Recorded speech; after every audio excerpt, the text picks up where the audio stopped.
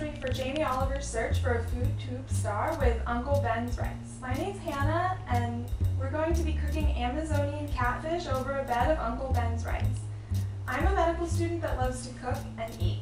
As a future doctor, I think it's important to understand that healthcare isn't something that takes place only at the doctor's office or in a hospital. It also has to happen on your plate. So I soaked these beans overnight in some water. You don't have to use soaked beans for this recipe. You can go ahead and use canned beans. Some of the benefits of using dried beans would be just that it's cheaper, and canned beans have a lot of salt and preservatives on them, but if you don't remember to soak them or don't have time, canned beans are just fine. Once the beans are strained, we're just gonna get them in some water and put them on the stove. They can boil while we're preparing the rest of the meal. Once your beans are boiling, you're gonna start by chopping up your veggies. I've got some peppers, tomatoes, onion, and garlic here. The peppers you can use are any mild to medium spicy pepper that's not a bell pepper.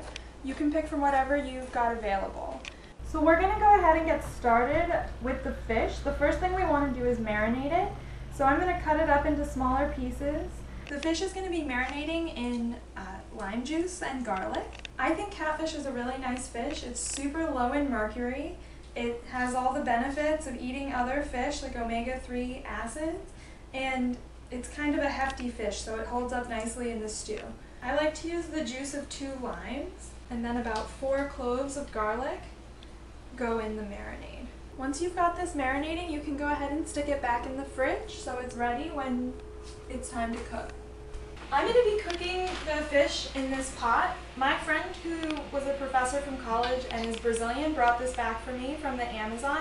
You can really use anything you've got available to cook the fish in. I'm just using it because I think it's beautiful. So once your veggies are nice and soft, which should take about 10 minutes, you can go ahead and add the next ingredients.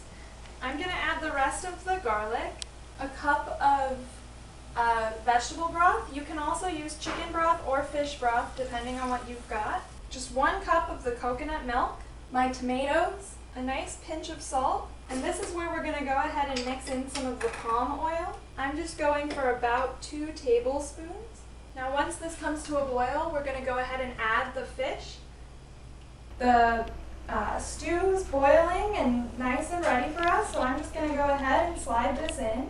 This is going to cook for about 10 to 12 minutes. Since we're using the pre-cooked rice, I'm just going to give it a little bit of olive oil so we can get this heated up. I cooked these beans for about an hour while we were prepping the fish, and now they're nice and soft. I strained them because the water they've been cooking in can sometimes be hard to digest, and I'm going to go ahead and add it to the rice.